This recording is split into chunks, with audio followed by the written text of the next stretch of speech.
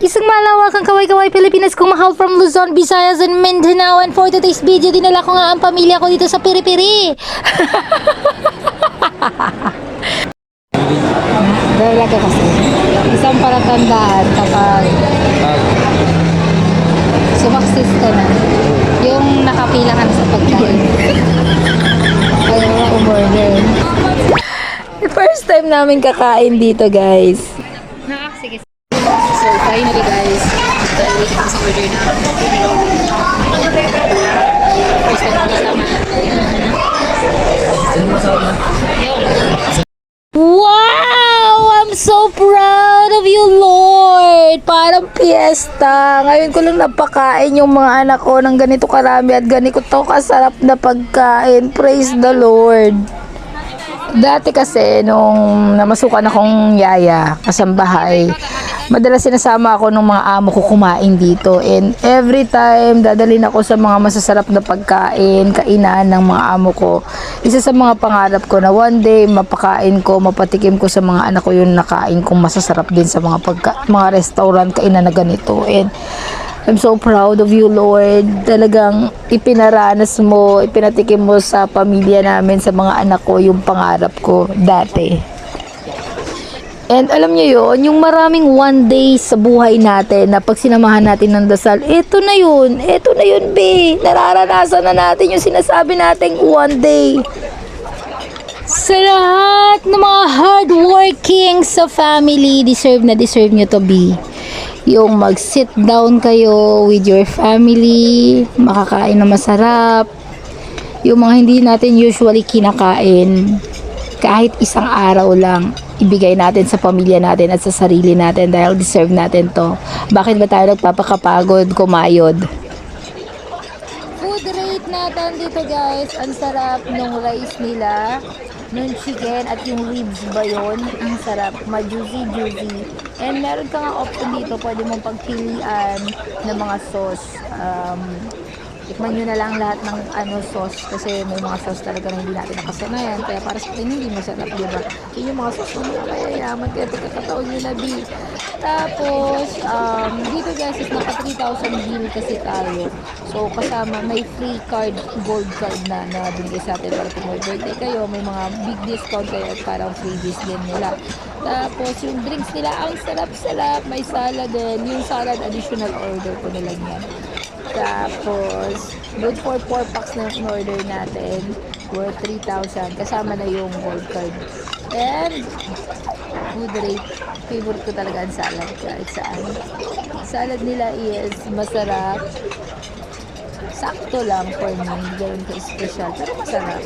And ang pinaka-the best for me is yung preparation ng ribs nila. Hindi ko alam kung anong pagkaluto yun, pero ito yung natikman ko na.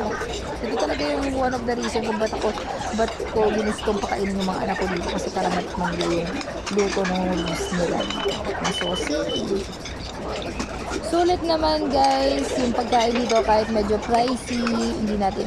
Minsan masarap din yung ganito, yung mga hindi natin nakasanayan na kumain sa mamahaling restaurant kasi madalas fast food tayo, 'di ba? Yung budget nila. Pero ito guys, sulit naman yung ibabayad mo dito. And halos hindi nga namin maubos ng family ko, ng mga anak ko, kaya pinabalot na lang namin yung the rest na pagkain kasi sayang din. And masarap yung juice din nila dito guys.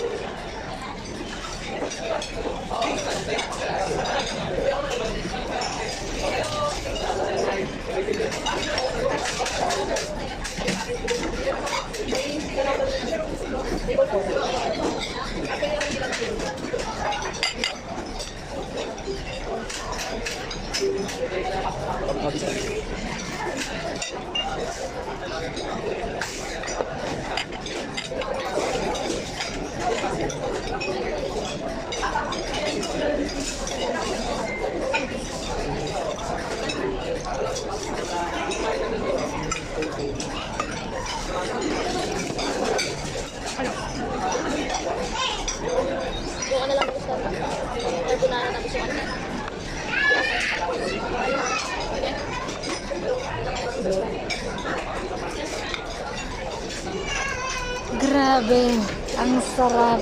Overloaded sa sarap. Sa drinks, sa food. Grabe.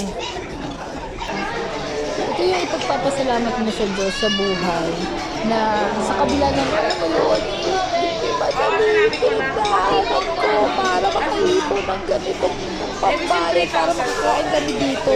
Kung ano-anong ginawa ko, tumbling, racket, taping para lang makakain kami dito. Hindi madali ang buhay. Lahat ng bagay ay pinaghihirapan.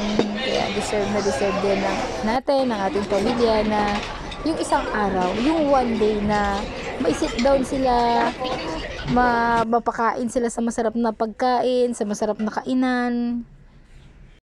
And ikaw na itinalaga ng Diyos para maging head ng family, head, backbone ng family mo, deserve mo rin yung one day, yung isang araw na, alam mo yun, magpahinga, kumain, maupo kasama ng pamilya mo at makakain ng masarap na pagkain. Yes, ikaw na breadwinner ng family, ikaw na gumagawa ng lahat at umako ng lahat ng responsibilidad sa buhay at sa responsibilidad ng pamilya. Teka lang, saan mapapunta itong usapan natin? Food lang naman ang pinag-uusapan. Bago pa mapunta kung saan-saan ang ating usapan is my prayer.